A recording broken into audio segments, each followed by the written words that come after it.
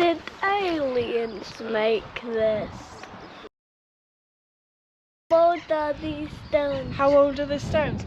This video is all about my VIP trip to Stonehenge. I hope you enjoy it. Please press the subscribe button and the thumbs up button. We had to get up very early.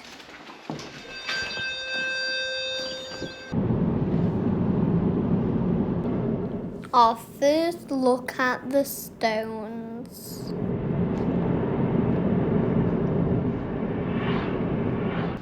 Going through security. Alright, so you can park in the car park, walk across To the boss, right, thank you.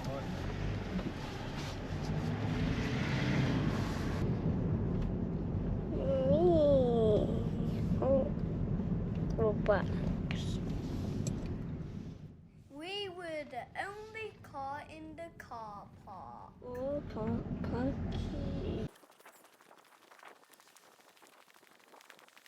These are the opening times.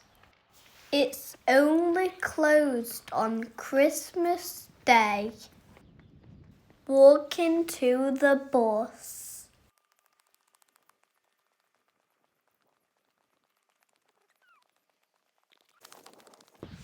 Where will we go next?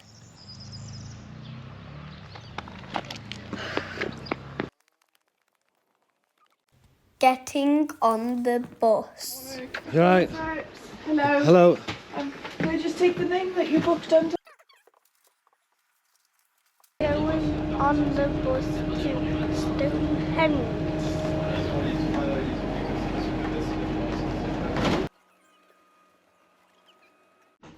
After a 5-minute bus journey, we are here. Thank you. Now a short walk to the stones. Is that public footpath there, is it? Yes, yeah. So people can camp on the byway. It's coming up to another Speltane on next weekend. So there's a pagan festival that will start filling up over the next week. So I won't keep you waiting long because there's not many of you. But usually stop and do a security briefing here. Yep. The security guards look after the stones 24/7. They're more than happy if you want to go and have a chat to them. The lads and the ladies up there. They've got a really interesting job, but they are doing their job. So if they just stare at you blankly and walk away, it's not because they don't like you, they are actually doing their job. They'll come up and apologise afterwards, but feel free to go and have a chat to them.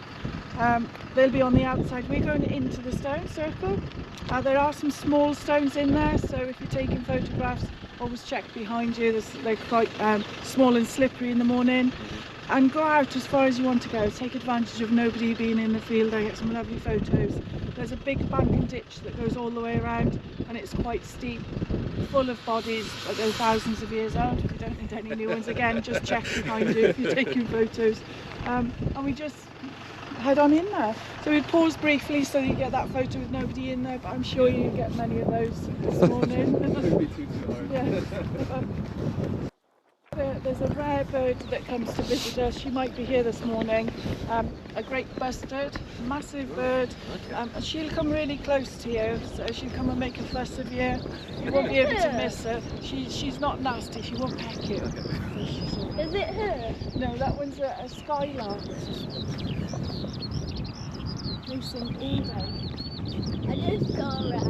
The big bird has got an 8-foot wingspan. When she flies, she's nearly as big as you when she comes in.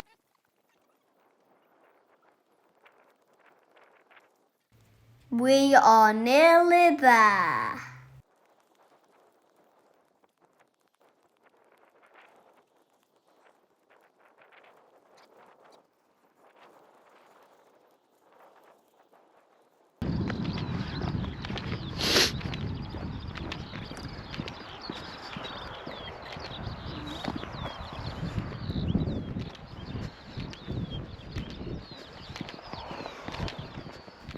Normal visitors have to stay behind this barrier.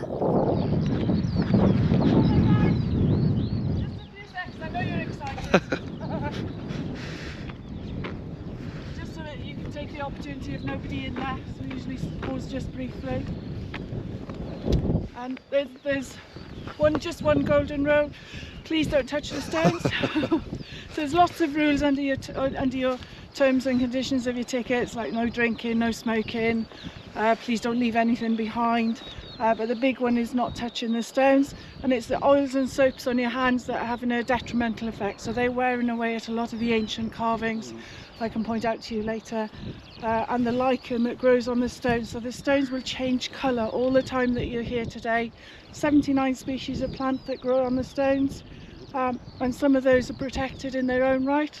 There's one species that only grows here and in the Antarctica. And there's at least 10 marine lichen that doesn't have, there's no business being here. We're very far away from the coast. Some of those species are protected. So those are the reasons for not touching them. And you'll see when we go in there where people have been touching them over the years, the wear on them. Yeah, so just take care when you're in there. Try not to squeeze through any small gaps. But enjoy. Thank you. Right? Licking is touching, just saying.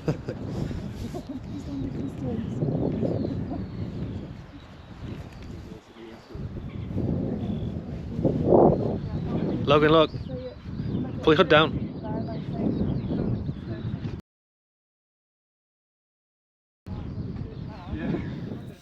Walking through thousands of years of history.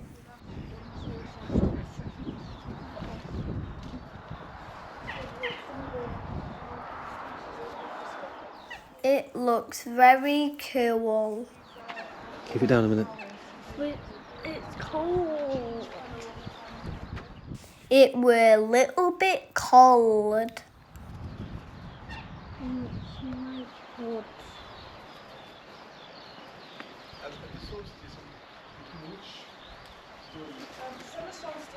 Here, Logans.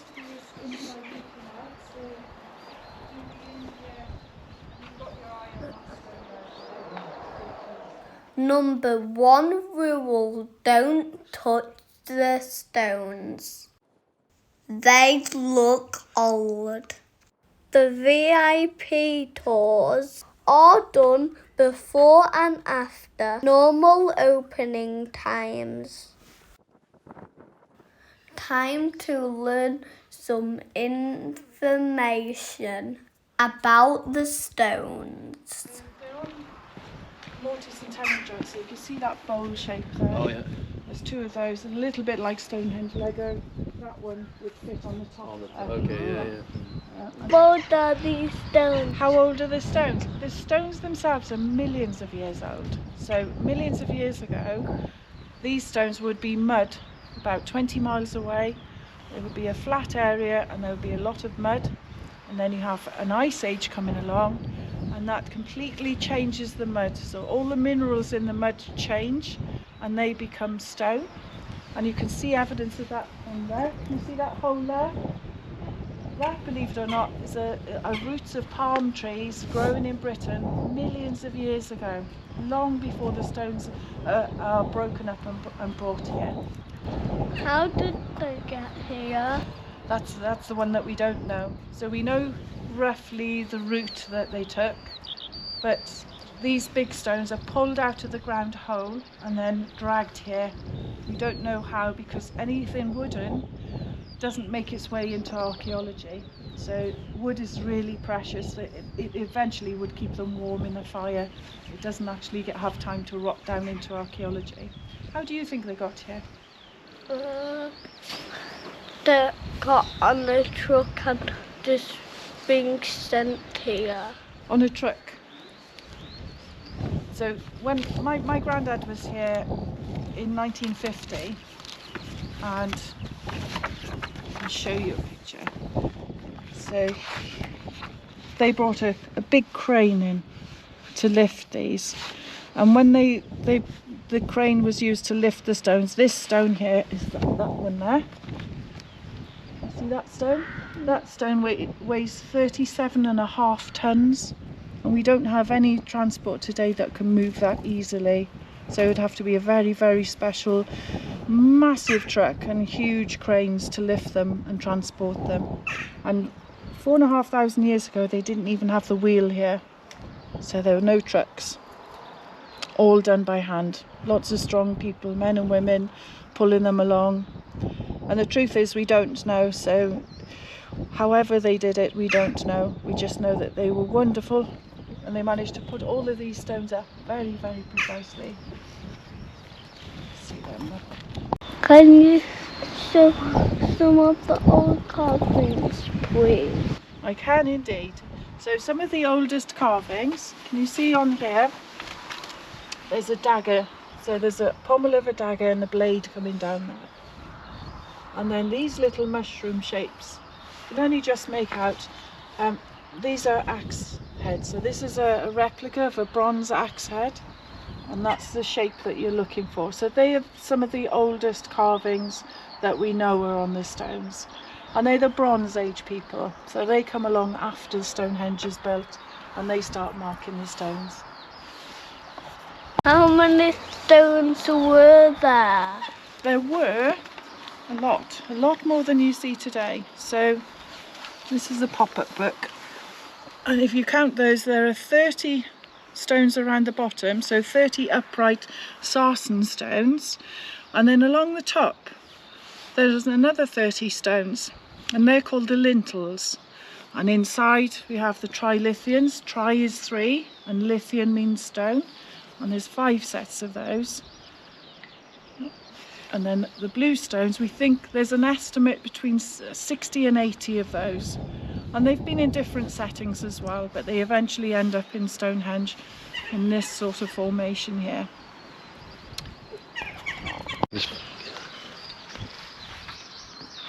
Oh. And then we've got the layers. So if you're an archaeologist and you're digging down and you're looking for Neolithic, so Neolithic is down here, and this is where we would find the people that built Stonehenge. And then we have to dig through all of these different layers to get to this information here, and all of this has to be recorded because it's all precious and it's all important.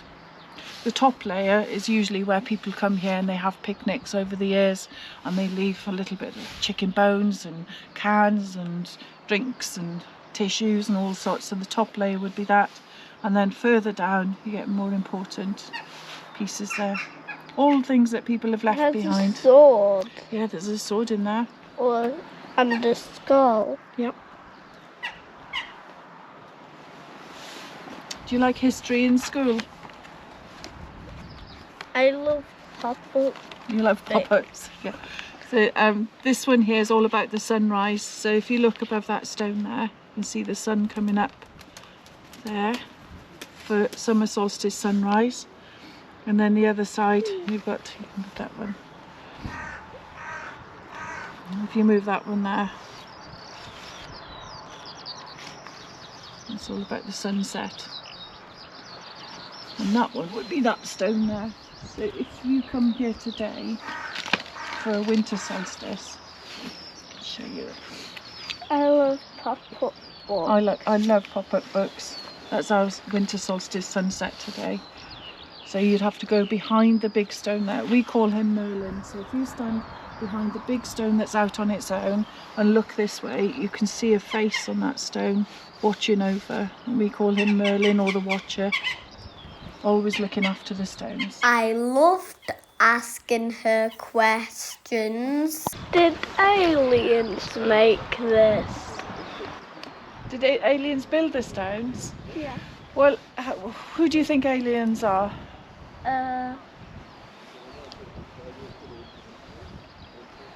So for me, aliens are people that I've never met from a place that I've never been to or heard of. But that we do know that the stones here are built by people that lived in Britain thousands of years ago. So all the science and the archaeology tells us that it was built by people. Actually go up in size. You can see the big toilet stepping up in size. Yeah. So it's all about encouraging the sun in here. So you have the sunrise at solstice there coming in, and then you've got the spectacle of the winter solstice sunset on the other side there. And they all go down a third into the ground. So the big sarsen stones, those are the ones that from about 19 miles away, they go down between 5.5 and 8 feet in the ground. So there's a lot of that in the ground. And the blue stones, these are the smaller ones. Yeah. They go down between 2.5 and 3 feet in the ground. So they're solidly in the ground, packed at the base with small packing stones. So they are solidly in the ground, and they only start falling over or being pulled over when people start looking for treasure. So people come here and they dig in at the base of the stones looking for treasure.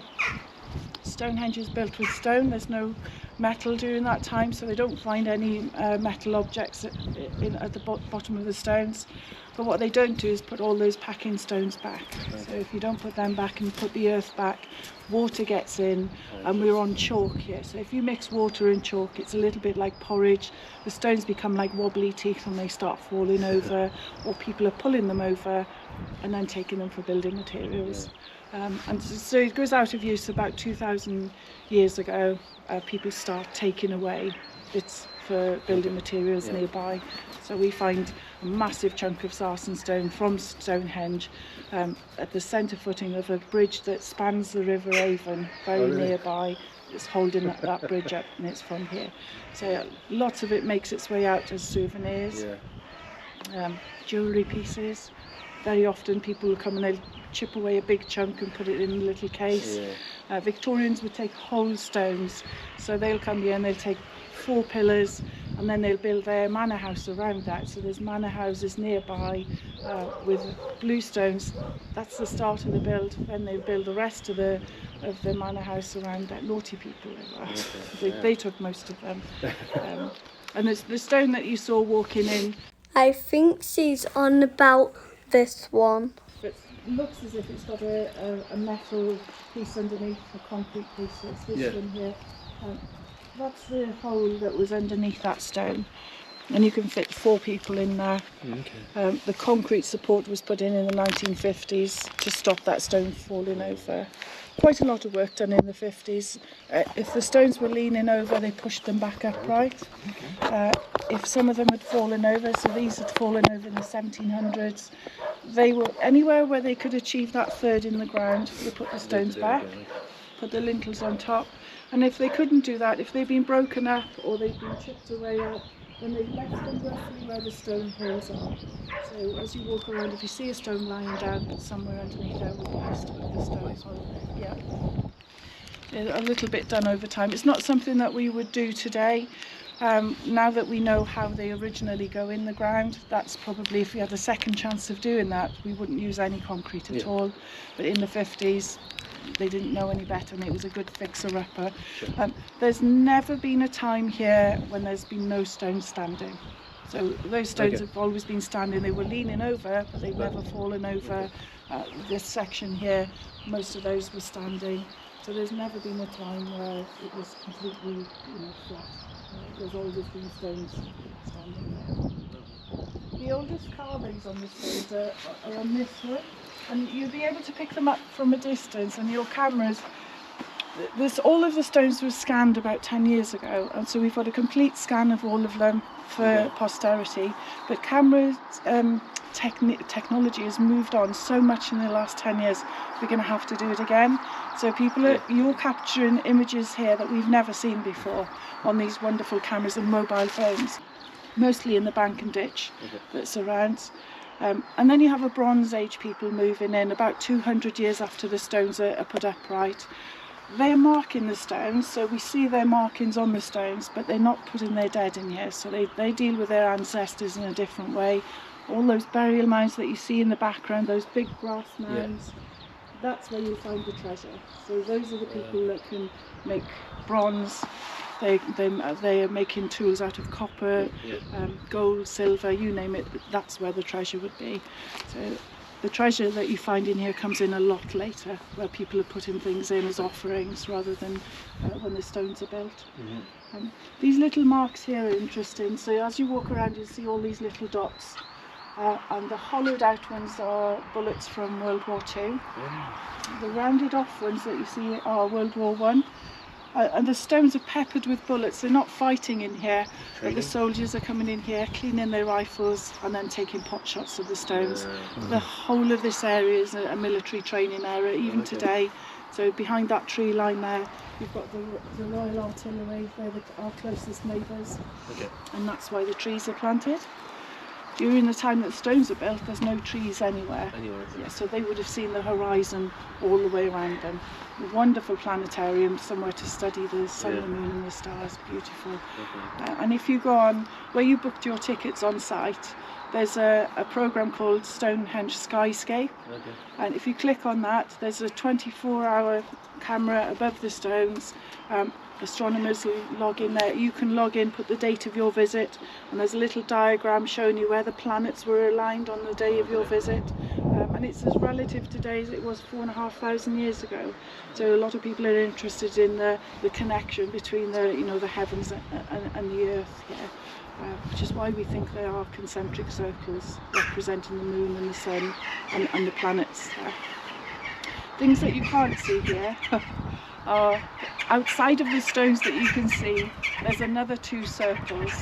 So in the archaeology, there's another 2 circles, equally placed posts. At the bottom of those posts, there's a small chunk of bluestone under each one, and it was only recently revealed. So when they first put these stones up here, there were 2 circles. We always wondered where these stones went because they didn't slot them in. There's no evidence of any extra holes being dug. These are very precisely placed. And then they found little chunks of them. They get very excited about the new eggs. So it could be that they were planning on expanding, going and getting more stones and building outwards. The Bronze Age people come along and spoil all of that, so they change the way they're dealing with things, and they change the ceremonial status of the stones. So it could have been they were going to move out. There's evidence of these blue stones being in other stone circles throughout the UK, not just here. So they're on the landscape in some smaller stone circles. Very recently it was revealed that very close to the quarry where these are taken from the quarry in West Wales, they found a stone circle, and they found a placement of some of these. They measure perfectly and they would fit in the holes that they found there. So they could have started off in Wales and eventually moved here, gathered en masse for this massive project. The very first cremation remains that go in here, long before the stones are here, are people from the West Mountains in Wales, the Preseli Mountains. So they've known about this area long before they bring the stones in. The big stone that's out on its own, that heel stone where the sun rises for summer solstice, that's the oldest stone. And the most that ancient man has done there is lift that up so that it's more prominent. So in archaeology we've got a wonderful term called phenomenology, a lovely word. So you have archaeologists looking down and they're digging for treasure and trying to work out who these people are, why they're here, and what brought them here, and what are they doing. And then you'll have other archaeologists that are stood and they are trying to get a sense of place. So why have they chosen this spot? And we're looking for natural phenomenology. The heel stone always being here is natural phenomena. The most that ancient man has done is lift that up so that it's more prominent. And just coincidentally, behind the heel stone in archaeology, we have some stripes going down through the landscape where the land sort of undulates. We call them periglacial stripes. So it's movement during glacial times millions of years ago, just so happened to be in a straight line behind that stone. Natural phenomena again. And that's the solstice alignment. So the beginning of the story is there, we think, where they've raised the stone up.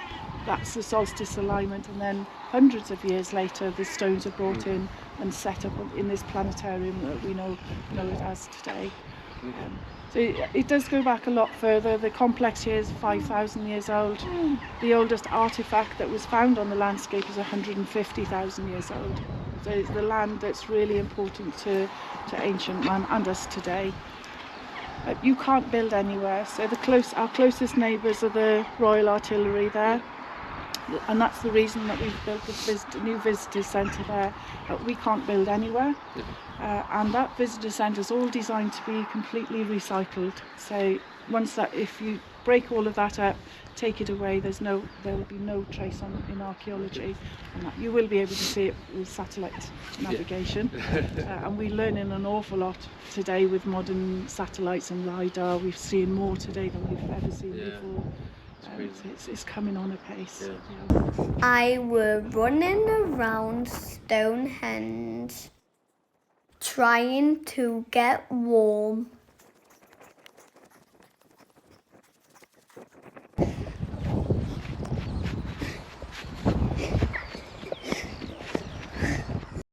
A photo with my daddy and a photo with Wendy the guide. Tonight we're at the museum, and there's a statue that comes to life, Tom Tom. It's a big Easter Island place, just like this one. So you've got the eyes at the top and then the nose and the mouth.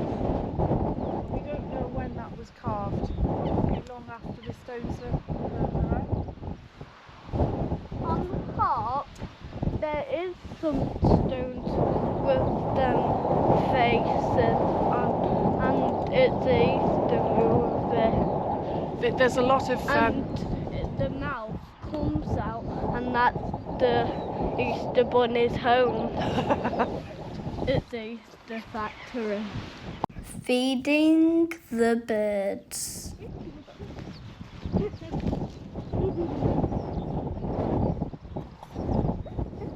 Touching the stones together.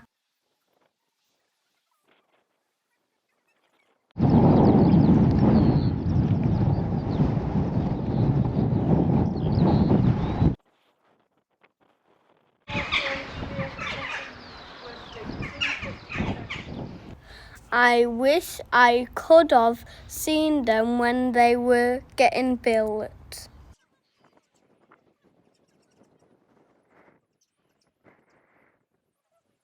Look at them big holes in the stone. Time to go back to the bus.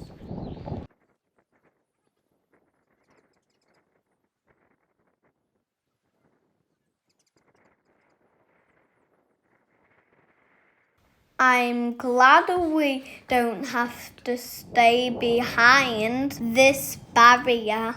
That wouldn't be much fun, like my daddy had to do 6 years ago. And this were my old dog Chop.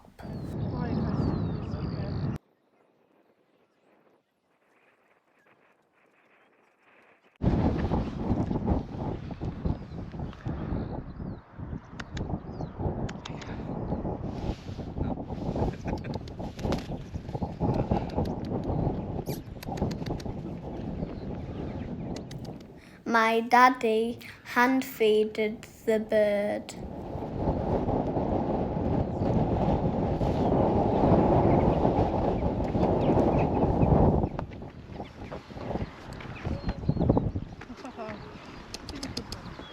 Throw it to him.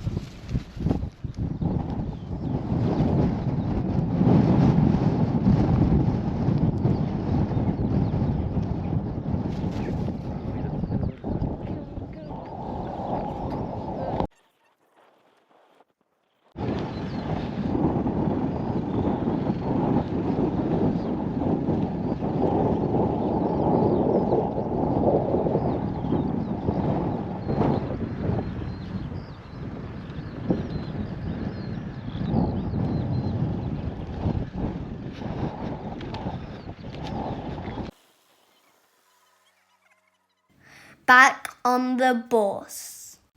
Wendy gave us these. She was the best guide I ever had. That's the bird that usually comes. She's really girthy.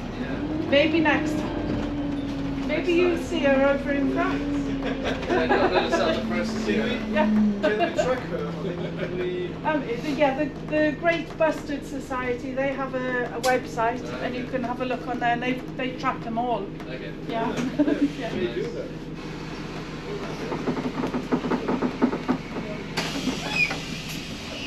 Okay, thank you folks. Hello there, won't be long. Thank you. Thanking you. You're welcome. Thank you very much. Enjoy this. That was the next screw. This is the gift shop. Nice and warm in here. Dropped on there, haven't we, compared to the next group? Yeah. It was worth waking up a bit earlier. Stonehenge chocolate.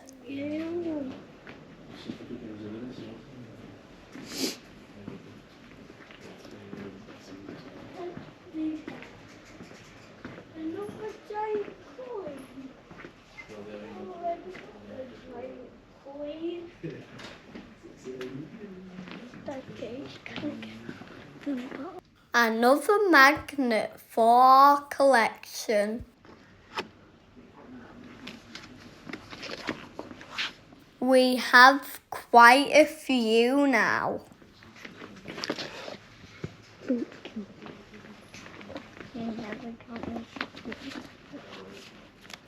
I got a notepad and a pen too.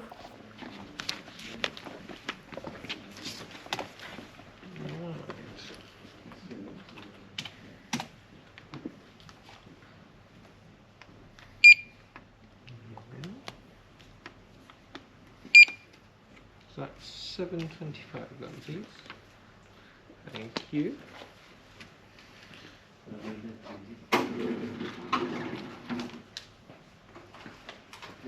Excellent. Do you need a receipt as well? No, thank you. He kind of fits printer. There we are then. Got it? What do you say? Thank you. You're right. Cheers, Paul. This is the cafe.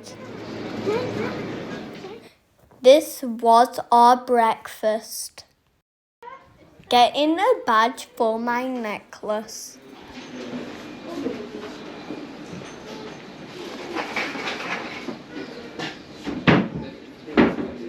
You see the special Stonehenge one? What do you say? Thank you. There you go. Alright. What do you say? Thank you. Thank you. This was the museum.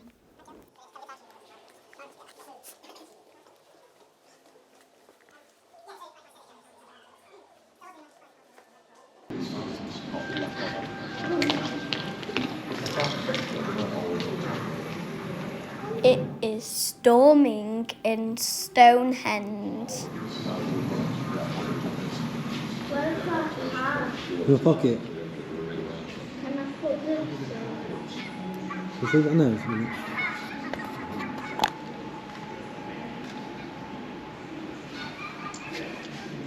Oh yeah, it's not like that. That's what I mean. No, it's not like that. But today, I have to order 2 Now it's snowing.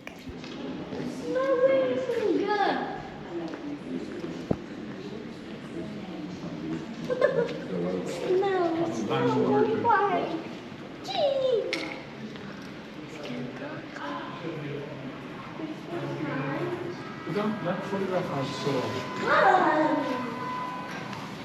Oh, I've got my shadow.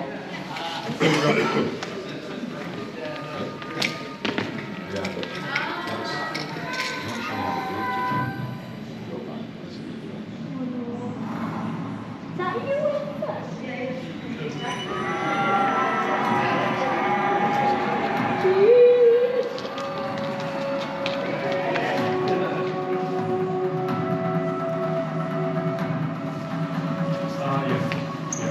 It's like an overshot. This is what you can see. That was today.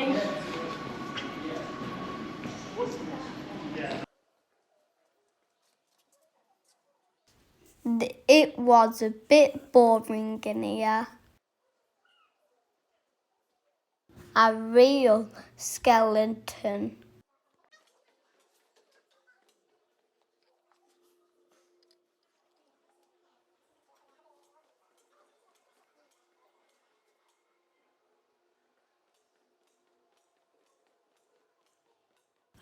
Not much to see, really.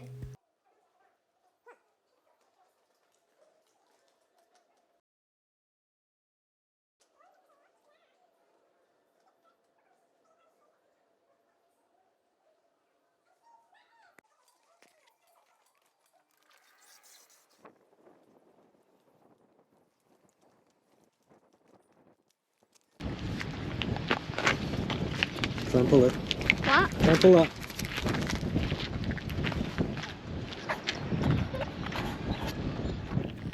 I tried to pull a big stone. No way I could move that.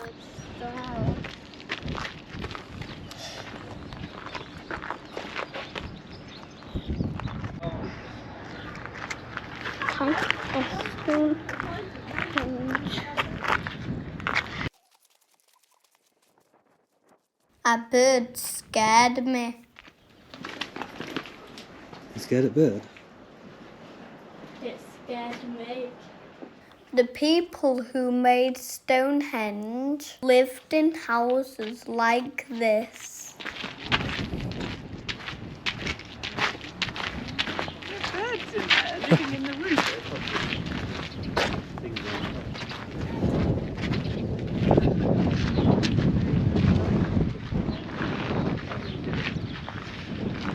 Birds are in there. Birds. Come on. Lots of birds in this one. I'm not going in there because it might poo on my head. I want a house like that.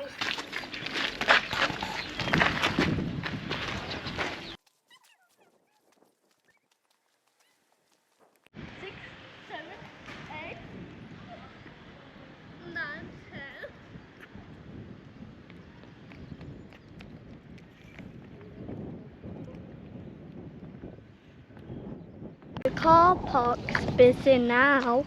Nearly back at the car. Thank you for watching. I hope you enjoyed it. Don't forget to subscribe. Yeah.